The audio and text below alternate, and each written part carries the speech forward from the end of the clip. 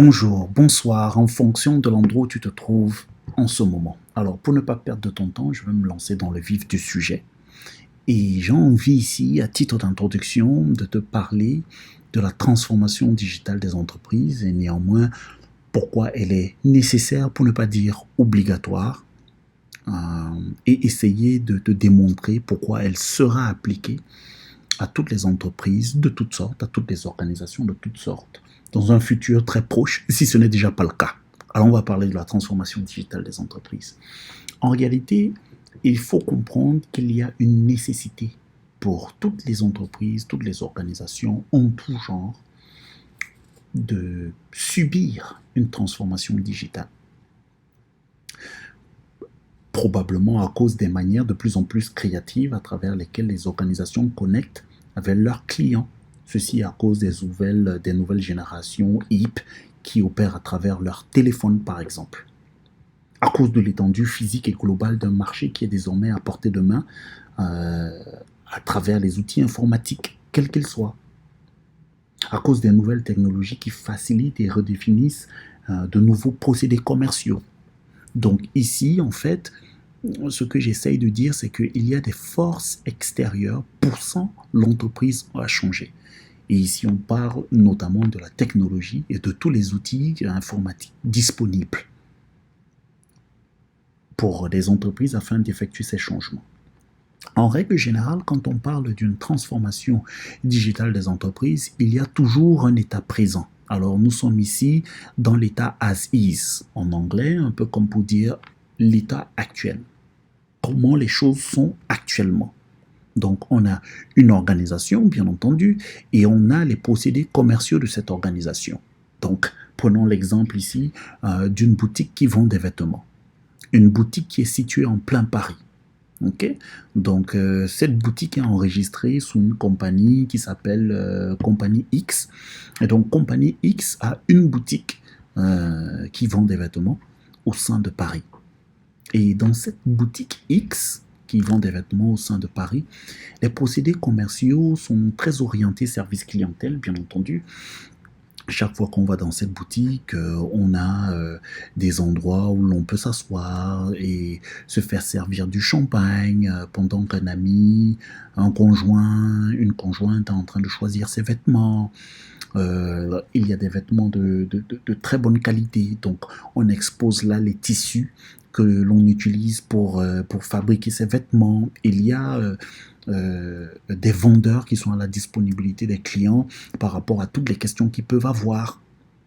Le seul problème, c'est que en réalité, la boutique X est située en plein Paris. Okay. Donc, par conséquent, si on n'est pas à Paris, il est très difficile d'aller pouvoir acheter des vêtements dans cette boutique-là. Sauf que le propriétaire de l'entreprise et par conséquent de la boutique X se rend compte qu'il y a une demande de plus en plus grande par rapport à ces vêtements. Et c'est une demande qui commence à devenir régionale, c'est-à-dire que oui, bien sûr, Paris, mais nationale, donc au niveau de la France. Et ça commence à s'étendre dans d'autres pays au sein de l'Europe. Donc, c'est une demande à ce niveau-ci international. Sauf que tous ceux qui aimeraient avoir accès à cette boutique, à la boutique X, et d'acheter des vêtements depuis cette boutique X, habitent peut-être en Suède, en Hollande, en Grande-Bretagne. Ils doivent donc effectuer le trajet pour se rendre dans cette boutique et faire leurs achats. Donc, on a une boutique X, une organisation, qui a des procédés commerciaux bien spécifiques, notamment un service clientèle hors du commun, une explication des tissus utilisés, la présentation des différents designs. Et on a une force extérieure poussant l'entreprise à changer. Dans ce cas-ci, il y a une très grande demande de la part d'un marché potentiel qui est vraiment intéressé par les vêtements qui sont vendus dans cette boutique. Donc, du coup, à cause de cette force extérieure poussant l'entreprise à changer, il va falloir que s'opère une digitalisation, un changement digital de cette organisation-là. Donc, je répète bien, cette partie, c'est l'état actuel, as is, et à cause des forces extérieures poussant l'entreprise à changer, l'entreprise va dans son état actuel, ou la boutique finalement, dans son état actuel, va devoir mettre en place une digitalisation de ses procédés commerciaux afin qu'on se retrouve dans un état to be, donc un état devenir, où, par exemple, les futurs clients ou les potentiels clients de cette entreprise et particulièrement de cette boutique n'auront pas à se déplacer depuis la Hollande, depuis la Grande-Bretagne, depuis la Suède, l'Espagne pour venir à Paris et faire leurs achats, mais n'auront qu'à se connecter, par exemple en ligne, pour effectuer les mêmes achats, mais cependant toujours bénéficier du même service clientèle, de la même explication des matériaux et des tissus, de la même présentation des designs qui ont été effectués par rapport aux modèles qui intéresseront les acheteurs potentiels, les clients potentiels. Okay? Donc, il faut observer que dans toute transformation digitale, on a toujours un état actuel, on a toujours un état actuel et un état futur. Au milieu, il y a ce qu'on appelle une digitalisation de cette organisation, donc un état de changement, et passer de l'état actuel par une digitalisation pour nous donner un état futur est ce qu'on appelle en règle générale un gap analysis en anglais.